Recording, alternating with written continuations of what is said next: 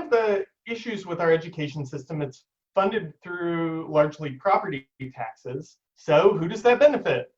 The wealthiest areas. And what we saw during racial residential segregation, redlining, everyone creates these mini municipalities, just tiny little cities like around the outskirts, so that they get to keep all of the money and aren't it's not going to anyone else's education. And this affects everyone. Like poor white areas are also affected by this. But because the racial segregation was such an important part of that piece, even a poor white school district has on average $2,000 more per student than a poor black school district, black majority school district. And so that does not help us take care of our kids. We all benefit from having an educated society.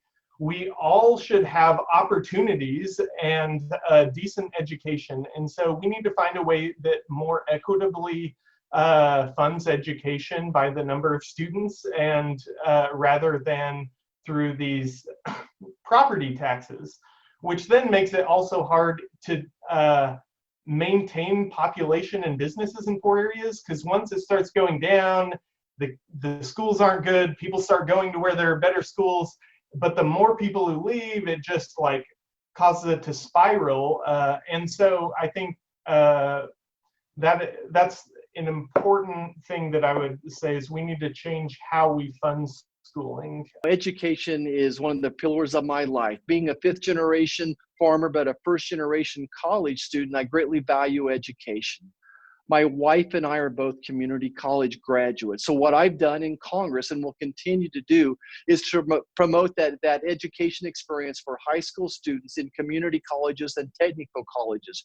Right now, juniors and seniors get credit for going to the community colleges and technical colleges. We help fund that. I want to make that opportunity for sophomores as well. You know, it's hard to believe, but the average graduate from a technical college or a community college is making a better salary than people with a four-year degree. So look, I'm a big fan of the community colleges and technical colleges. We'll start there as I continue to represent you all in Congress. Well, my background is in education. I went to school. I thought I was going to be a teacher.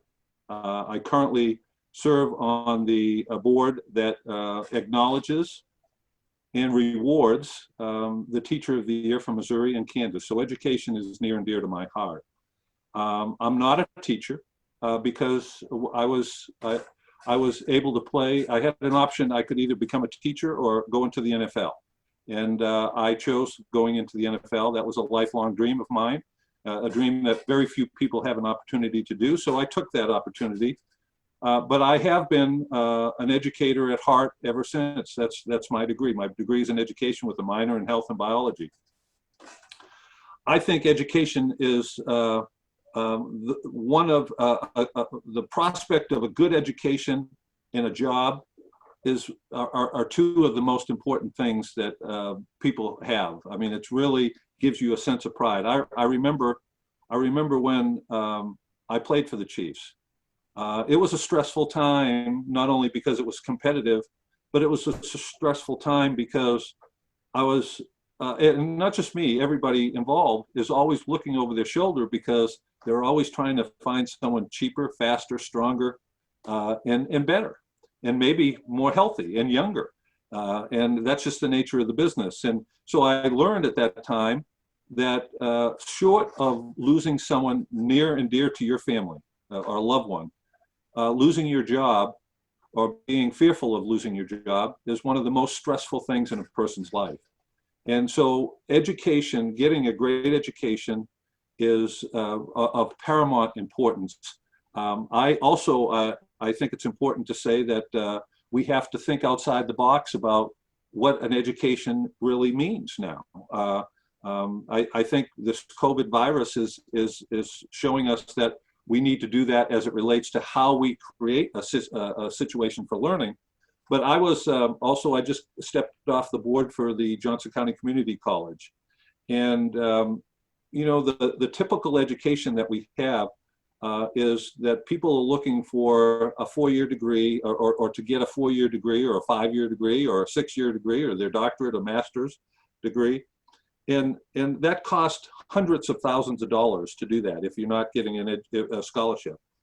What I would suggest as a remedy to make people think about is that there are other occupations out there that you don't have to be a lawyer, you don't have to be a doctor, you don't have to be a professional athlete, you don't have to be a journalist.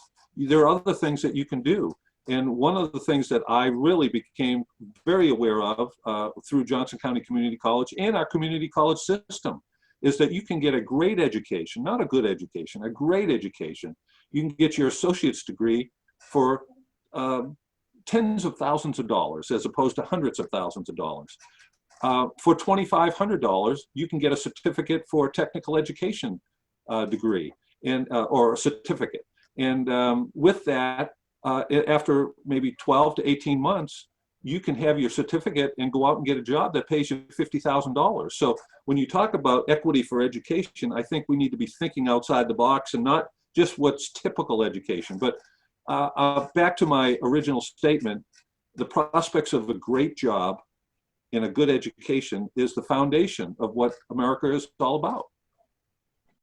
I don't think any school should have more technology or the ability to teach a child than they all should be equal. So the funding should be equal to all the schools. I mean, in Kansas, our teachers are very low paid and they do a wonderful job. A lot of my family's teachers, they use their own money to buy the stuff that they need for their classrooms. Donations come in for them too. But the money that is allocated to the school systems needs to be equal so everybody has the opportunity to learn the same. You know, I was brought up in a military family and I grew up going to military schools most of my life until roughly about the 6th grade. When you go to a military or a base school, the people that are there are so diverse, it's pitiful. Okay, not meaning pitiful as in bad. Okay, but there are so many different groups of people that you meet. You have to learn how to adapt and get along with each one. I think for starters, the teachers need more authority over the children. It's gotten so lax. I mean, I remember when I was a kid in school, you didn't do right and you were one of the jerks, basically. Hey, the teacher got up and she smacked your butt. That's gone. We have to teach our children the right ways. You know, another thing, myself, I believe in uniforms. Okay, if I go to school dressed in holy blue jeans because my parents can't afford it, then people look at you. The kids look at you a different way. This is all part of our biggest problem with all of that.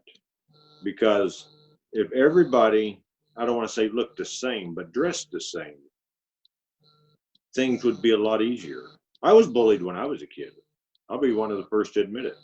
I didn't like it, but I didn't go screaming and crying and everything about it. It was at the time when you dealt with it.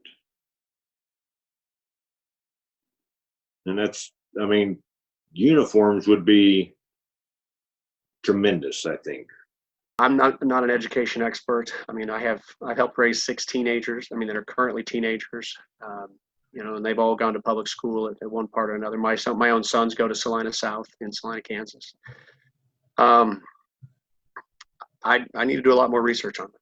I'm just gonna be honest. I'll never lie to the American people. I'll never lie to a Kansan. It's just not who I am. So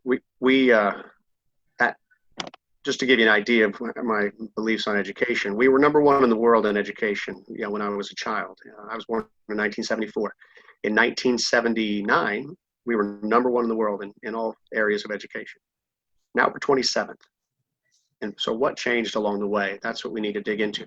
I know for one thing, the Department of Education, you know, a federal bureaucracy, was not even started until 1979.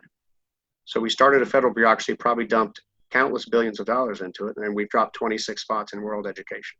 So that needs to be researched, and we need to get to the bottom of it. And that's what I plan to do in the United States Senate.